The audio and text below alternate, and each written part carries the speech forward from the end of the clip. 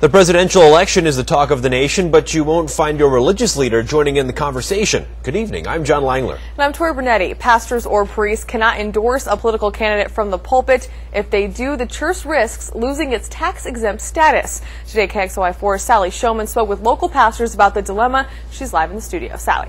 Today, I visited several local churches, including Life Center in West Spokane. Within the next hour, more than 1,000 people will arrive there for 6 o'clock services. And one thing that will not discussed is the upcoming election.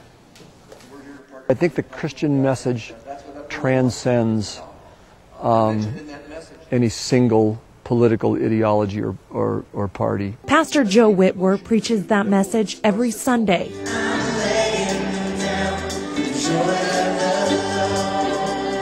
I do 3 services on Sunday. To more than 5,000 people. Let that stir in us. Yes, his sermons involve politically charged topics like abortion and poverty. I speak on a pretty wide range of issues, and again, it's whatever comes up in the Bible. But he leaves it to the people in the pews to decide who will best run our country. I would hope if you polled people in our church, you would find people that are going to vote their conscience and vote for Barack Obama.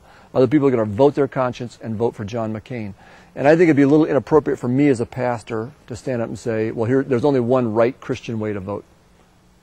I know some pastors would sit and argue with me vehemently about that. Indeed, there are. In September, several pastors across the country endorsed candidates from their pulpits, saying it's their responsibility as religious leaders and their First Amendment right as Americans. I think they're pushing it, and they need to back down. Andy Castro-Lang is a pastor at the United Church of Christ in Spokane. I don't want to use the power of a pulpit as a way of abusing my authority. She says she encourages a set of values and justice, and the rest is up to the people. If they can use that in making their political decisions, then I've done my job. A sentiment echoed by Pastor Whitwer. I don't think any candidate or any party gets it all right.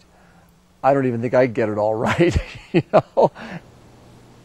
Now, the tax law was meant to prevent pastors from becoming lobbyists and churches from becoming tax havens. As far as I could find, there has not been any legal action taken against the churches who endorsed a candidate in September. In the studio, Sally Showman, KXLY4 HD News.